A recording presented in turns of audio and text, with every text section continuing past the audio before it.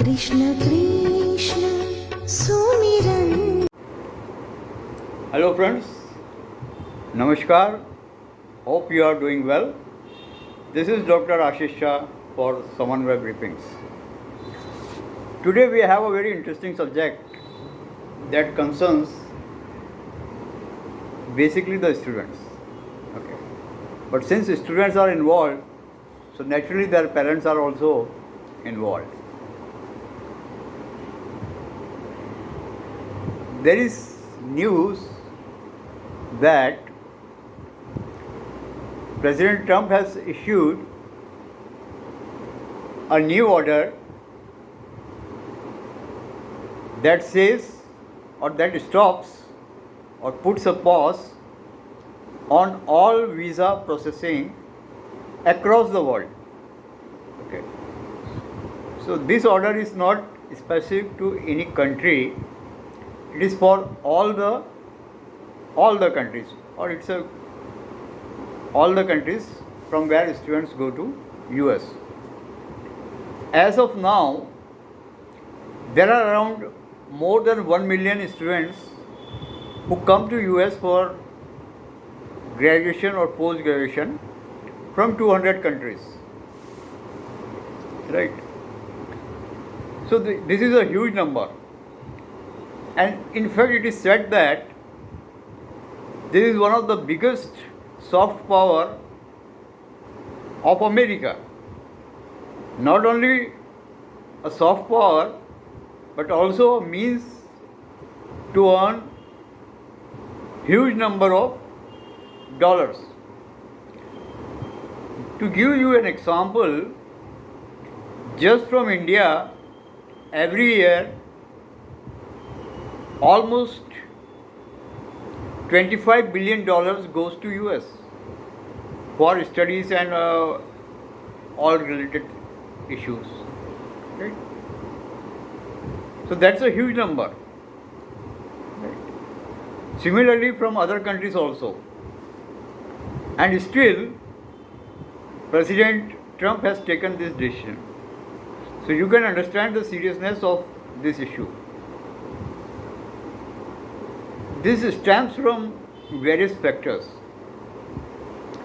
See, the number of international students at Harvard is around 31%, while at Columbia it's at 40%. These two universities, which are well known, are renowned, perhaps they have the highest number of international students. Maybe there is one or two other universities which have similar numbers, but this 31% of Harvard and 40% of Columbia are among the top 5, I think, where maximum number of students goes for higher education. So Trump has stopped the funding of Harvard University, and it has claimed that we need more information on every student every international student who come to Harvard. Okay. And also to reduce the number of international students from 31% to 15%. The Harvard board has refused to obey these two things. They said, neither we are giving you information about the students, nor we are reducing the number of students, international students, to 15%, and therefore the Trump administration stopped the funding of Harvard University. Of course, Harvard University has gone to court and all that is taking place. But this is going to be a big feud between one of the top universities and the Trump administration. Similarly for Columbia University. If you remember, there was a student from Columbia University who was detained and jailed in a prison in Louisiana on the charges of protesting for the cause of Palestine. His name was Mohammed Khalil. Right. Similarly, a professor, a scientist rather, a Russian scientist working in Harvard Miss Mrs. Petrova has been also detained and sent to prison. Okay. So all these things are happening in the US. Now, of course, this has effect on many students who are dreaming to go abroad, because as of now the visa processing has completely stopped. In fact, the Trump administration has also asked all the students applying for visa to provide their social media handles on the visa application form, so that their social media status will be checked or scrutinized or vetted. Right. The main, what you say, country that is mostly affected is China, because for Chinese students the Trump's orders are more stringent. Right. In fact, China has termed this decision as politically motivated as well as discriminatory. Right. Now,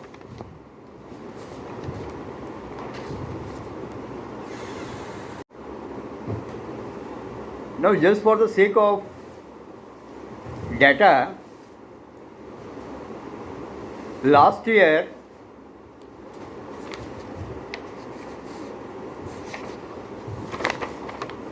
around 3.37 lakhs students went from India to the US as compared to 2.75 from China. So last year, for the first time, Indian students have overtaken Chinese students. Otherwise, the maximum number of students that were going to US were from China. So for the first time, the Indian students had overtaken the Chinese. So this was more than a quarter of the total number of students that go to US. Over 10 million students go to US. So out of that, 3.37 were Indian students. So you can see the number of students that are going to China, to the US. Okay. It is also interesting that the United States has also called to review all the visas issued by Harvard, and they will be scrutinizing in particular the Chinese students. So it's clear what President Trump is aiming for. First, he wants no student who has sympathy for Palestine or Gaza. That is number one. And second thing, he wants no student, especially from China and Hong Kong, who have affiliation to the Chinese Communist Party. And he has said this, the Secretary of State, Marco Rubio, has said that very categorically. No affiliation to CCP, right? So the Chinese students will be thoroughly vetted. Now, this is a blessing in disguise also for India. If the students going to US comes down, naturally some of them will be going to other countries. We'll just share the data. There is a probability that many will stay in India only. So the opportunity is on two fronts. First, we must increase the number of seats at IITs and other prestigious institutes, so that these students who otherwise would have gone to US can study here itself. The government has to look this on priority. The second thing is, we have been seeing this brain drain for decades. It all started from the 70s and then it increased in 80s and 90s and so on. At that time, almost 90% of the IIT students, they used to go to US, especially in the 80s and 90s and even after that. It was only during the last 10 years that this has stopped, and many of them are now doing their own startup or joining jobs in India, right? But before that, the whole class IITians, they used to go to US, no looking back. So this is an opportunity that we can stop the brain drain also. The Indian government must look it very seriously. I request the HRD Minister, Shri Dharmendra Pradhan ji, that he should look into this matter at priority. We are benefiting on two accounts. First, we can provide this student good education in our own institutes. So the research work and the PhD work and the patents, they all will increase. And the second thing, if the government works upon the Atmanirbhar Bharat and takes it further, this student can work and start their business in India only. And this is a huge opportunity, I am telling. You may not be knowing that China had a very special scheme to bring good Chinese students or people or professors who are in US back to their country. They gave them monetary benefits, they gave them all type of benefits so that they can come back to their homeland and contribute to the national development. So we are having this opportunity without paying anything to anyone. We have to just make sure that the infrastructure is good in the country in terms of education, and also we have good opportunities for them to work here. Right? I will just share some data that is also very interesting. So last year, around 13 lakh, more than 13 lakh students went abroad for studies, right? Indian students went, and this included the graduates as well as postgraduates. Out of this 13 lakh, 4 lakh 27,000 students went to Canada. So Canada is destination number one. Please remember, Canada is destination number one. US is not destination number one. Okay, Canada. While the number of students going to US were 3 lakh 37,000. For UK it was 1 lakh 85,000. For Australia it was 1 lakh 22,000 and some students in hundreds. For Germany it was 42,997. UAE, yes, you heard it right. 25,000 students went to UAE also, United Arab Emirates. And more surprise, 8,580 went to China, 16,093 went to Georgia. In Georgia, there are some good medical colleges. I don't know whether they are good or not, but they have medical colleges where a lot of Indian students go. Uzbekistan got 4,100 Indian students, and even Philippines got 9,665 Indian students. Besides, we know that, of course, the Indian student didn't go to Ukraine last year, but previous 2-3 years back they were going to Ukraine also, and they are going to Singapore also. If you see the figures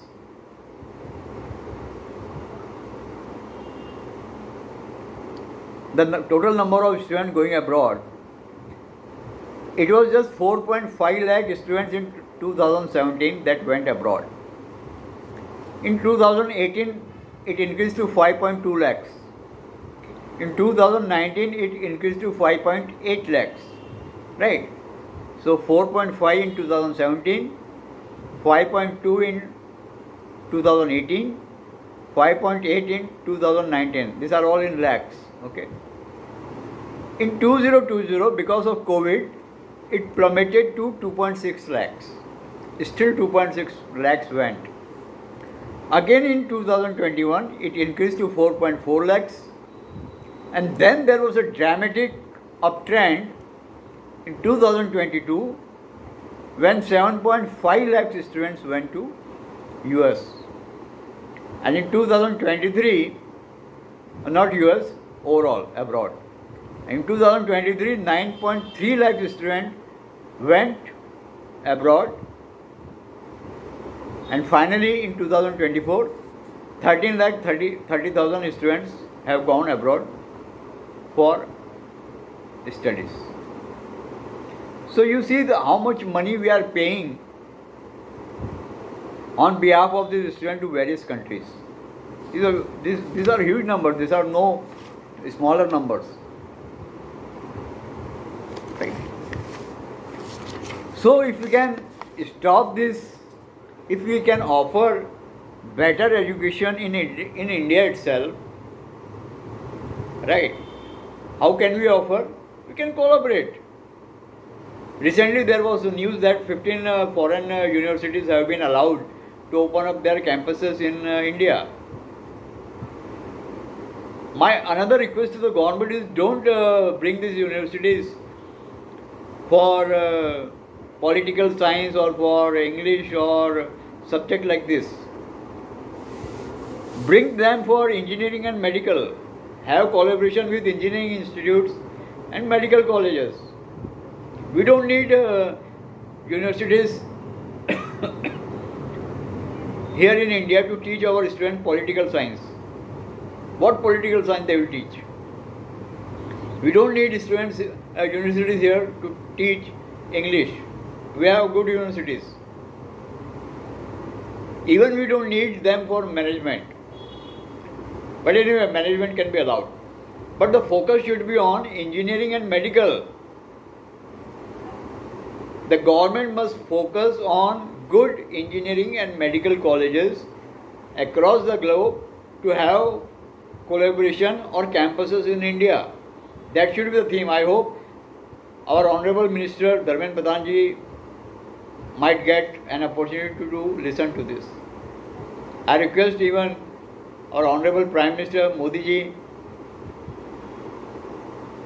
I don't know if he is able to listen to this, but by chance he gets listening to this, because nowadays a lot of my videos, somehow or another, I see that the government is acting on them. For example, recently I had made a post on the CCTV cameras that they are dangerous to the country. And just yesterday or day before yesterday, the government has come up with a very strong notification for all companies who are manufacturing and selling CCTVs in India, including companies from China and other countries. Right. So the government listens to you. I don't know how, but the government listens to you if you have a fair idea. So I hope the government is able to watch and listen to this podcast also. By the way, did I say the number of students going to France? No, not. I don't have the data for that. So what will happen? There is already a trend that the number of students going to the top 3 as of now, Canada, US and UK, they have started declining. Okay. The US has already paused visa processing. Okay. Naturally, these students will be now in limbo. So they will try to go to other countries. So the country that can benefit most are supposed to be Australia, Germany, and even France. I was the country head with the French embassy for their higher education. And my job was to promote French universities here for collaboration. In fact, we made some good collaboration with local institutes here and universities here, and also to promote Indian students to go to France for higher education. This was in 2006. At that time, the number of students were in hundreds, right? And during my tenure, we made it in 1,000. So that was a good jump, right? The main cause for this less number of students in France was because, unlike UK and Australia, French students in France, they don't speak English. Mainly the language, even in the classrooms, is also French. Though some good top management institutes like INSEAD and HEC, they have English mode also. But otherwise, normally all institutes, they have their courses in French also. And that is one of the reasons why not many Indian students go to France. The same applies to Germany also, right? But Germany has liberalized a lot. France has still to catch up, right? So my request to the government is, kindly don't allow the students to look for some other countries. Fund our own IITs, our IISc, and even other institutes, NITs. Give them good funding so that these students can learn here only for their PG and PhDs.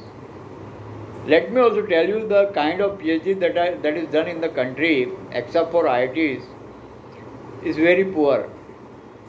I have been in the academics for a good time of my life, and I know that. So we need good research. Good research doesn't come at BTech level or MTech level. It comes at the PhD level. So we need good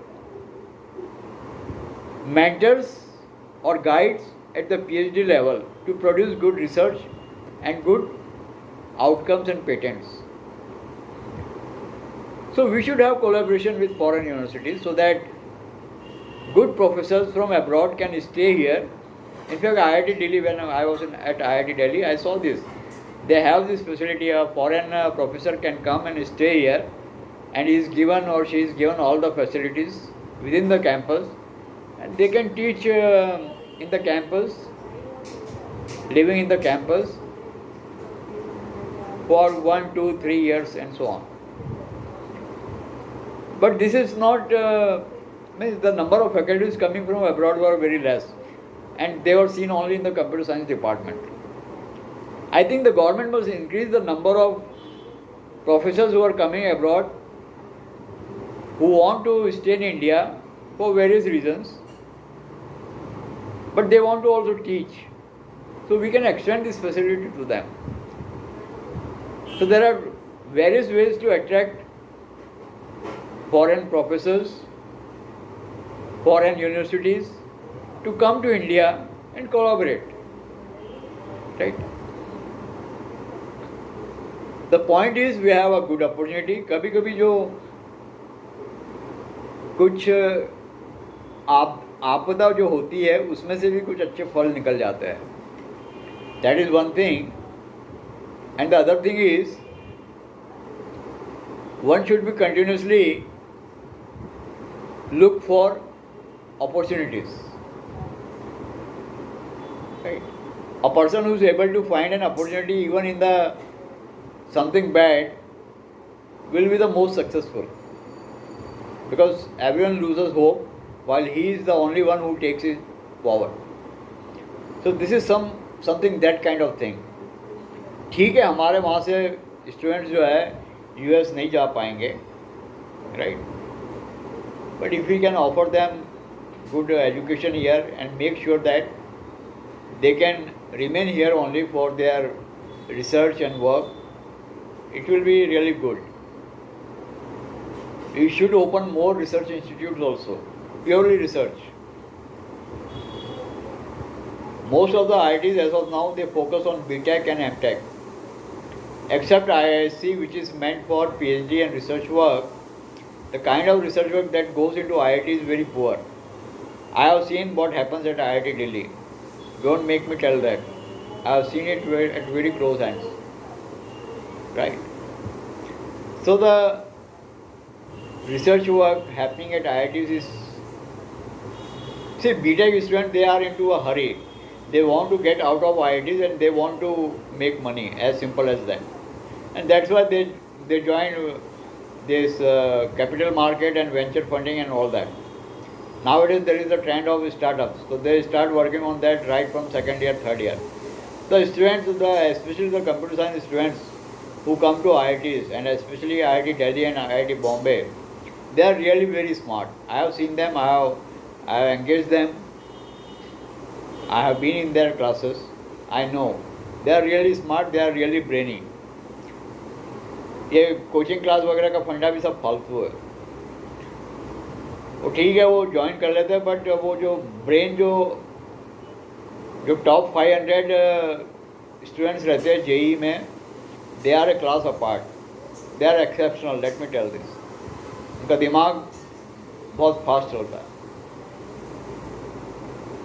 तो ये जो students आते हैं, they just want to pass and they want to start working and make money, because most of them, they come from middle class family, not the poor class but middle class. The Guptas, the Agrawals, they all come here, right? And of course many from the South Indian, Srinivasan and the Reddys and all that. Yeah. I tried to talk to many students and I had very good conversations with them. So I know a bit of their psychology, and I have tried to understand them. Right. So with that I will stop here only. But my message to the government is very simple: step up the gas, step up the petrol now. Put down the accelerated pedal now. Now is the time. This is an opportunity in disguise. Make huge funding for science and technology research, fund the institutes, fund for PhD and research work. Not enough, I am not talking about BTech and MTech. That's a separate thing. And also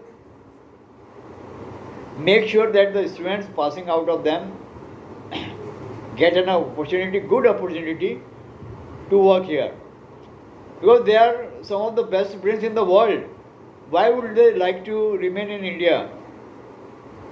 आप बताइए, सत्य नडेला जो है Google में जाके पूरी दुनिया चला रहा है, वो इंडिया में रहता तो उसको क्या मिलता? Think of that. It's a very practical thing. See, there is also something called as intellectual satisfaction.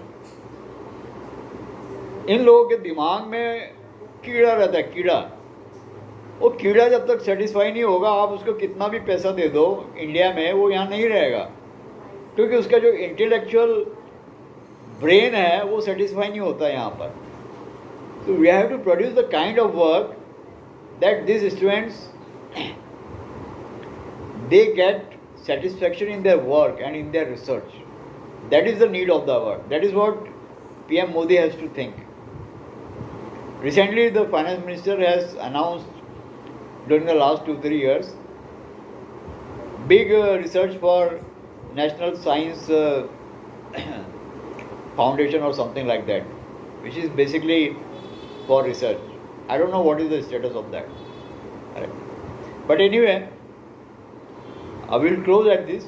Thank you for watching. Please like and subscribe if you wish to hear more such stories. Thank you very much. This is Dr. Ashisha signing off.